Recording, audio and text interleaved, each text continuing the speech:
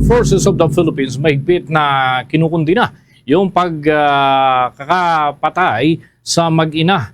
At itong isang sundalo kasi kabilang ho dyan. At matapos na sila'y tambangan sa Maguindanao del Sur, prayer rally naman ay isasagawa. Alamin natin ang update mula sa Bombo Radio Coronadal.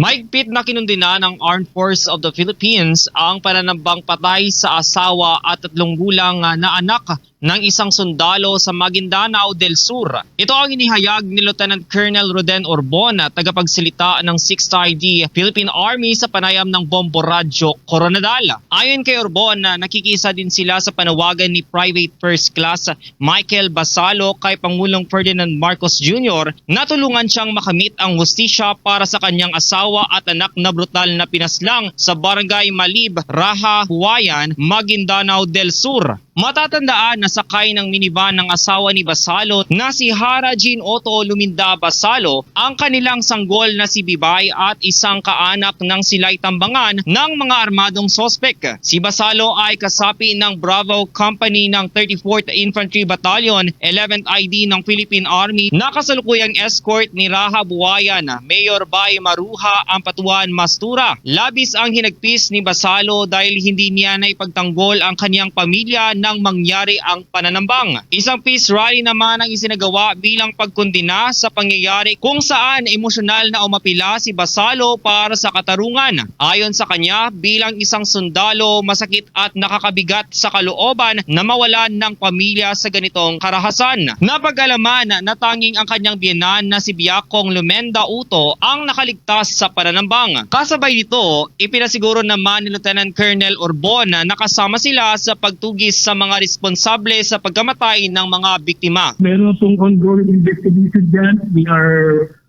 fully cooperating with our PRP counterparts and hopefully mabigyan po ng justisya yung nangyari sa kanila at pati na rin po dito iba nating kababayan na biktima ng mga ganyang kaharasan. Ang naging pahayag ni Lieutenant Colonel Roden Orbon na tagapagsalita ng 6th ID Philippine Army sa panayam ng Bombo Radio Coronadal. Yan ang ulat mula rito sa Bombo Radio Coronadal para sa Bombo Network News. Ito si Bombo Jerome Arana para sa the #1 and most trusted radio network in the country. Bombo Radio Philippines, Basta Radio. Bombo!